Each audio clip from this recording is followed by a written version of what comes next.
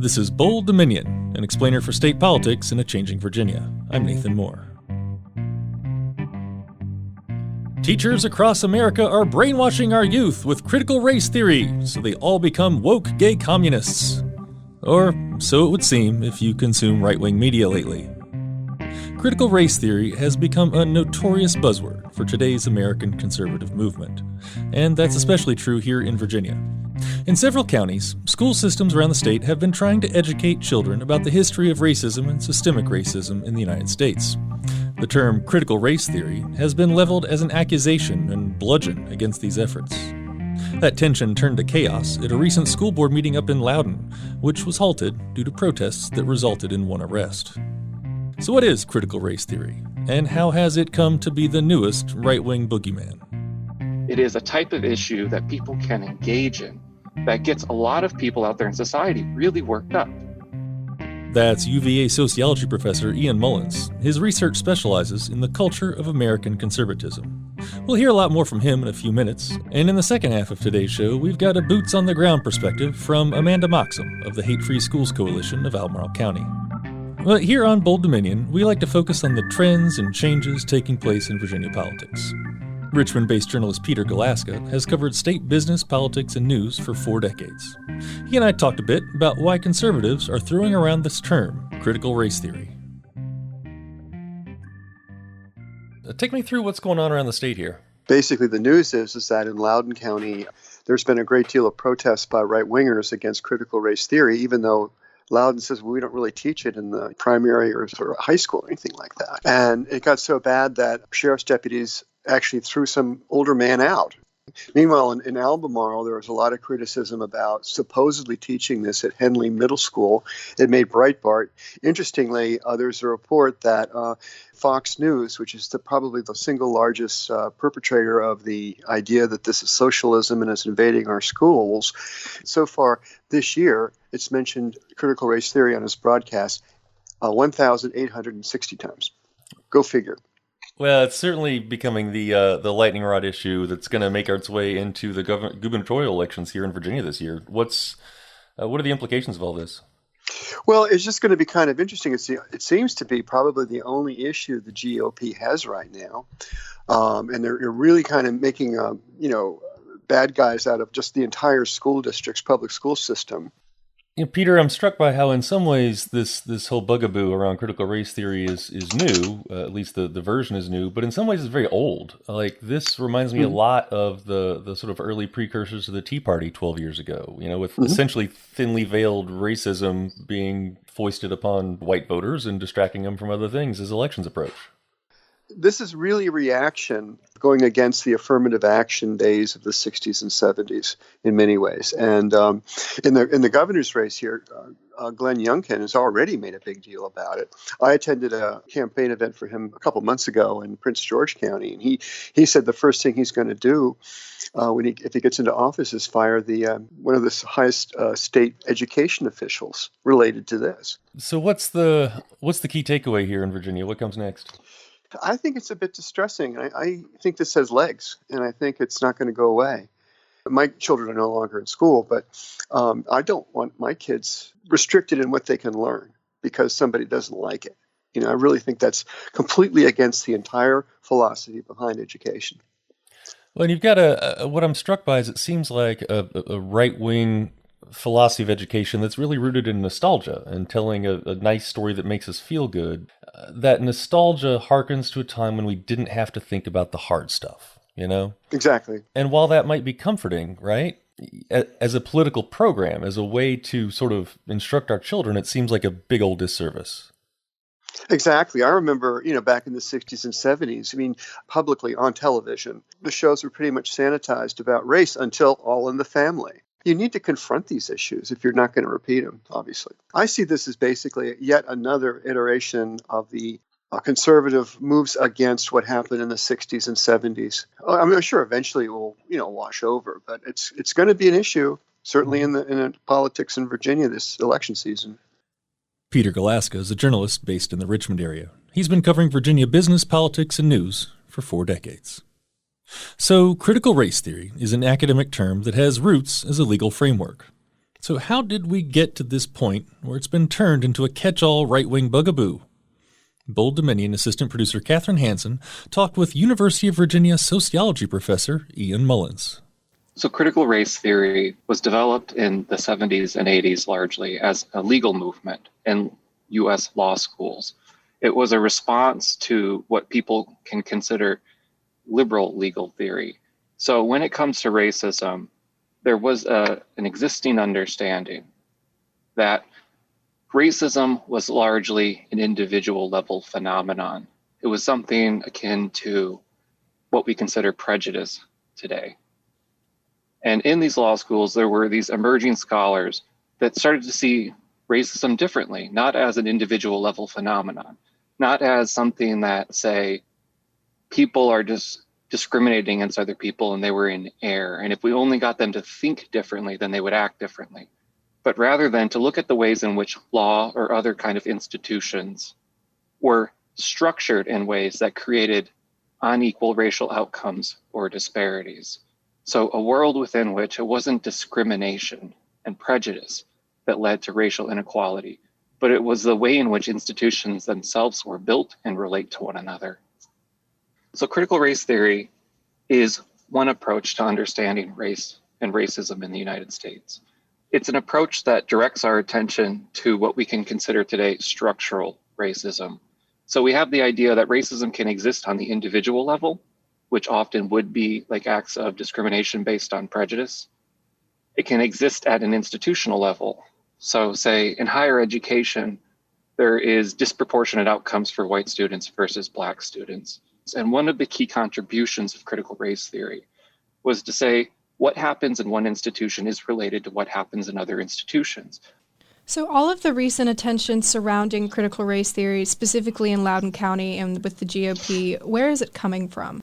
One thing, there's a sociologist named Neil Gross who's at Colby College, that he argues is that if we want to understand the current attacks on specifically higher education in his argument, but we can expand that more broadly to conservative movement attacks to education and educational institutions, we need to go back to the 1960s.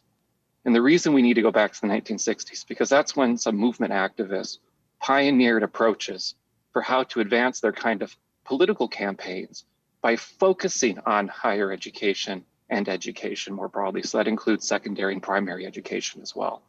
And one of the things that make main intellectual leaders like William Buckley in the 1960s did was they started to politicize what happened in schools. They started to argue that higher education was biased against conservative viewpoints. And they started to develop what we call like a repertoire, this way in which conservatives can come to define themselves in relationship to what they're against, but also how they go about advocating against it. So in the 1960s, we see the emergence of certain claims about higher education, that it's biased against conservative viewpoints, that it is about liberal indoctrination of the youth, and that it's a danger to the United States. And these are the same types of claims against higher education that we see in the 1990s and in the 2000s, and that we're seeing again right now. The claims can be they're very similar in their content. In some instances, they're the same, like verbatim. But what we need to understand, and what I understand from the perspective of a sociologist when it comes to understanding current conservative activists' concerns about critical race theory in education, is what it's doing for the conservative movement. And one thing that these types of criticisms do for the conservative movement is they allow them to activate their base. It is a type of issue that people can engage in that gets a lot of people out there in society really worked up. And it gets them worked up, for one, because when we're talking about higher education, many of them went to college and they've had their own experiences and it can resonate with that. Or it can affect what they think is possible for their children. And I say this as a parent of a 5-year-old myself. There are few things in this world that can get me as worked up as quickly as the idea that something is going to negatively impact my child. Whether I understand it or not, it's a real kind of concern that people can feel, right? So we have the conservative movement that's developed this tactic of criticizing higher education by claiming that it is biased against conservative viewpoints. And it's one that's been deployed at different parts of the latter 20th century and to today. And it is one that is largely done with political objectives in mind, rather than an orientation towards modifying what is taught in classrooms. So these types of claims get the base worked up, it gets them activated in terms of political speak, and it allows for other types of political activities to be advanced, whether it's getting a particular candidate elected or a particular set of laws. Why is someone trying to make you afraid of an obscure academic approach? Why are they making it seem as if this is a threat to your life? What do they gain? Why this and why now? So starting why this is a proven tactic within the conservative movement. I'm not talking about the public, but I'm talking about organized political activity that is well-funded, where the professionals are well-trained, and they know exactly how to get an issue to be politicized. And to say that something is politicized, it is to say that it was previously unremarkable. We've been teaching critical race in this country for decades, and it was completely unremarkable. But it has become an issue that has been entered into the political domain. So the why now is that the conservative movement is in a moment of crisis. Commentators, largely journalists, have wrote about this as the Republican Civil War. And if we can understand that the Republican Party and the conservative movement are not always the same thing, but that one does heavily inform the other, we can start to see that there are different factions within the Republican Party, different factions within the conservative movement that are competing against one another for dominance. And one thing that Trump's ascendancy in the Republican Party have done has been to exacerbate that existing fault line within the Republican Party. And there is truly different factions in that party arguing for control. And in this kind of internal fight for control of the party, particular issues have been more effective for the MAGA base. Ones that, sociologists, public commentators is referring to as culture war issues. How do you think that this debate is going to not only influence the Virginia gubernatorial election, but be used as a conservative tactic in the future? There are indications that this will be a trend in how debates occur in the immediate future, that they will happen in a fragmented way where partisans with different allegiances will discuss different issues. They'll demonize their opponents on the opposite side, but they're not really going to interact with one another. And in this particular issue of critical race theory, there's not much substance to it. That doesn't mean other issues won't have substance. But the idea that is being perpetrated among critics of critical race theory is not what critical race theory is. The perception of it doesn't match its reality. And in that sense, critical race theory has become a symbol for something other than what it is, for a fragmented segment of the population. It's become a dog whistle. It's become a way to activate voters in a knee-jerk way without getting into a substantive discussion. So I do not think that leaders of their respective political parties in Virginia are going to have a substantive conversation about this. I also don't think that's what it's intended to accomplish. I think this is a tactic to activate a Republican base, and specifically a Republican base that can be energized and activated around what we're calling cultural issues. It's not this threat to the American way of life. It's not a threat to children. And so in Virginia, in Loudoun County, I don't think we're going to have productive conversations about this because we can't agree on what it fundamentally is. Here in Virginia, Loudoun County has been in the news for a number of culture war issues. How does the situation in Loudoun County reflect political division across the state and the nation? Because of the development of the Republican Party in the latter half of the 20th century, it became extremely focused on economic issues. It became extremely focused on an anti-tax program. And in doing so, it started to marginalize social issues. It no longer engaged in questions of immigration or abortion or what are now being considered gender issues. And in doing so, it alienated a big segment of the base. There are people out there that truly do care about social issues. They care about them more than tax plans.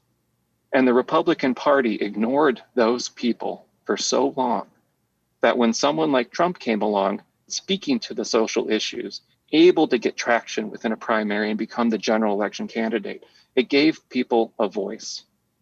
And it gave them kind of an ally in power through which they could pursue the things that they wanted to pursue socially. So I think we see more confrontation over social issues today because of the dynamic in the Republican Party has changed. Social issues have become a means for candidates to get elected today. So the first part is that people have been concerned about social issues for a while, aligned with their own personal values or attitudes, but the conditions weren't favorable in the past for pursuing those in a public domain, but they are now.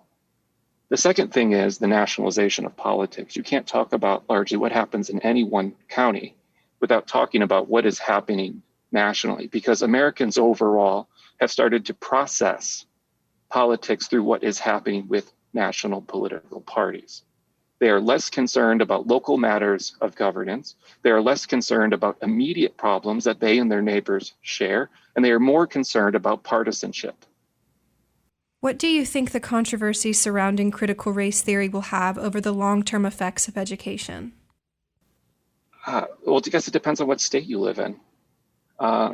At University of Virginia, I just finished teaching a summer course, which race and racism were the core subjects of.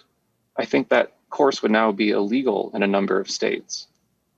Telling people that they can't teach a particular subject matter is only going to constrain them from competing ideas. And so I don't think we are protecting anyone from preventing them from learning critical race theory. Most students who go through the university system don't learn critical race theory. They might learn about racism in some way, but that's only one approach to it. And so it doesn't accomplish anything in that regard. You're not protecting children's innocence. What you're doing is creating a forbidden type of knowledge from them. You're telling them that there's something that they can't handle and they can't know, and they're not capable of making judgments on their own. It's infantilizing our children. Education is not about teaching people what they should think. It is about teaching people how to think. And protecting them, or what you view is protecting them from particular forms of information, doesn't teach them how to critically assess and make judgments that they will take with them after education ends. The real sacrifice in a state where teachers are not able to teach material that could challenge students in some way is that we're just failing to prepare those students for a future. We're telling them they can't make decisions or judgments for their own. And in that, we're failing as educators. Where do you see this debate going? I see it being the big issue for now. I think it'll lose its effectiveness to activate and mobilize people. And I think we'll move on to another issue that operates in a very similar way. I think I'd like to recommend a book, if that's okay. Mm-hmm.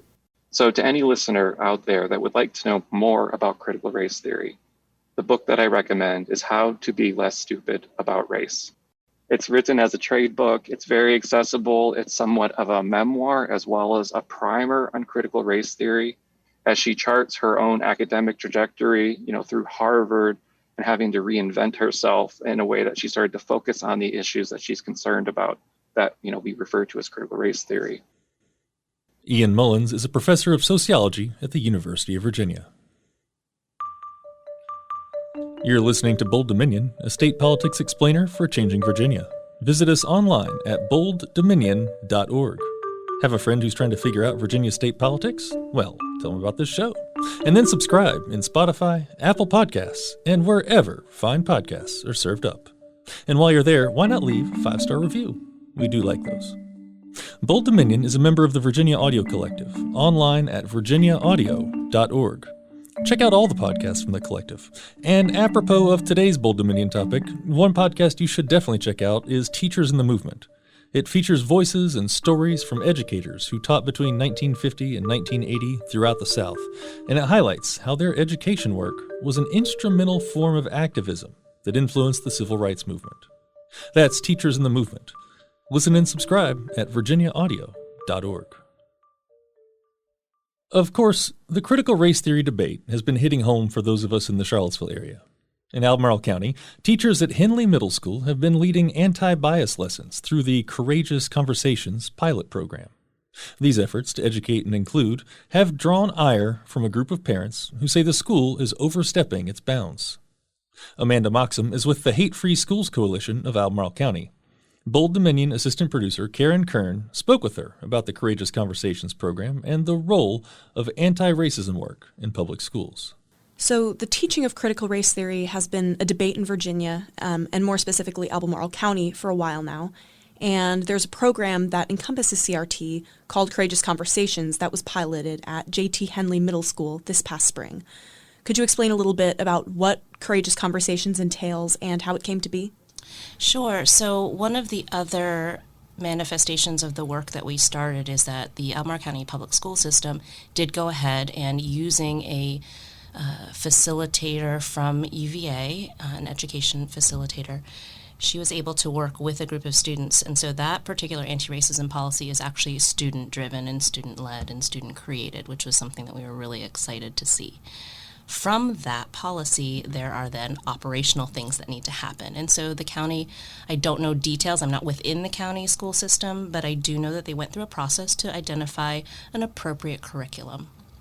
And so that curriculum is called Courageous Conversations, and it aligns very closely with anti-racism, looking at really being able to understand identity and impact of racism within the schools and help students be able to, really look at that and be able to understand their role in it, as well as creating places within our school system that are safe for all students to be able to speak up and have challenging conversations around race that they might not have had already. So at Henley, was the program seen as a success?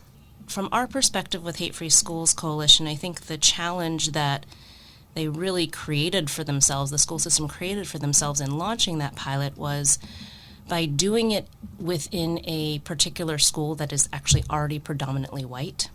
That could have been handled much better had it been launched at one of the more diverse schools. Why is it important to educate kids about systemic racism at an earlier age? It's important on so many levels. I think first and foremost, one of the big misconceptions around racism is that all that racism is individual acts of meanness. And so again, going back to kind of these parents and families that are coming from this conservative religious thought, that flies in the face of what they truly believe, that, we're nice people, right? We're good people. We aren't mean to other people that don't look like us. And so they cannot translate that to the real understanding of racism, which is that it is systemic in nature. Just from my personal experience, I have 3 children. I have a 21-year-old, I have a 15-year-old, and I have a 9-year-old. And I can really see how deeply the levels of conversation have changed from when my oldest son was going through school to where we are now. With my 9-year-old, I've had to get very comfortable with having conversations around police brutality, what that means, why it's happening. And I think as a parent, we really try to create this little safe bubble around our kids. As we talk about future generations, I can already see through the work that I do in the community and the different various groups that I've worked with of all ages, how critically important it is to really help our children be able to understand these things so they can critically analyze, so that they can question, so that they don't continue to perpetuate the same issues that we are living with today. And going back to the teaching of critical race theory and courageous conversations in particular, ACPS was recently attacked by Breitbart for adopting a, quote, radical anti-racism policy that the county has, quote, attempted to keep secret from parents. Could you explain a little bit about this article, what you know about it, and kind of what the reaction has been from the county and also from Breitbart readers? Sure. So It is always very interesting to me with Courageous Conversations, with the anti-racism policy, with any of this work that has been happening very specifically and intentionally for the last 4 years, that there are parents that exist in this county that can honestly say that they had no idea. It is not being kept under wraps. It has been very publicly handled. All of the school board meetings are public meetings. I think that the biggest shift is with COVID, the fact that these meetings are online and people can check in online while it's happening as opposed to having to drive to a school board meeting to actually witness it. But even then, all of those school board meetings are posted on the county's YouTube channel to watch. So actually, it's been very public and very visible. It's just parents and families that didn't want to hear it and didn't want to see it and maybe thought it wouldn't actually impact them. And people are able to voice their complaints at these school board meetings just as much as they're able to voice their support. How does it feel as a parent to hear and interact with these people, especially other parents who are refusing to accept the inclusion of a more progressive curriculum? Sure, and I think that your earlier question included the part about the Breitbart News article. It's so interesting, too. That is a weaponization, I think, of our children and our children's experience, and taking what is happening in our school system. Those parents very intentionally reached out to Breitbart and shared this information. Breitbart isn't looking at Albemarle County. They're not looking at these small school systems. It's the parents who want to create more fear-mongering and who want to bring harm to our community. It's just creating a much broader scale push from the right-wing conservative agenda to try to knock this down and call it something that it's not. Do you worry that this backlash is going to slow down the implementation of the new curriculum into Albemarle County Public Schools? A few years ago, yes, I would have been really concerned about that. It feels like the county's response and the school board's response at this point is Courageous Conversations is the operational side of our anti-racism policy that we approved in 2019, and this is the train that we're on, and that's it. I think we were initially worried that the school board would start to back away and get fearful of, being bold and being courageous, but I think that they get it to a certain point that this is the decision that has been made, and they're all in agreement with it. If Courageous Conversations was implemented into every public school in Albemarle, would parents have a choice to opt out of these lessons? I don't think that they'll be able to opt out of those particular. That was another, actually, I forgot about that. That was another component of what some of these parents were asking for, was like an opt-out. But from what I have read so far, it doesn't seem that the county is willing to kind of compartmentalize this and pull it out because, and again, going back to just the notion of critical race theory and the intersectionality of all of this, once you start opening up these conversations, it's very clear how quickly they permeate everything that you're doing. You can be sitting in your English class, and if you're reading a book in which racism is a component of it, there's another conversation to be had. So you can't start picking and choosing and crafting things in a way that shields children from the reality. And I feel like the school systems are starting to pick up on that and understanding that this is naturally and innately woven into curriculum, whether intentionally and overtly or kind of unconsciously. It is just part of the conversation. Amanda Moxham is a member of the Hate-Free Schools Coalition of Albemarle County. Thanks to her and also journalist Peter Galuszka and sociologist Ian Mullins for speaking with us for this episode. My name's Nathan Moore, and I'm the host of Bold Dominion. Huge thanks to our producers this week, Kim Salak, Catherine Hansen, and Karen Kern, and Annie Parnell, who edited and produced this week's show. Find us online at bolddominion.org. Go ahead and subscribe. It's just a click away. Hey, I hope you can handle the heat out there. It's a hot one this summer. I'll talk with you again in 2 weeks.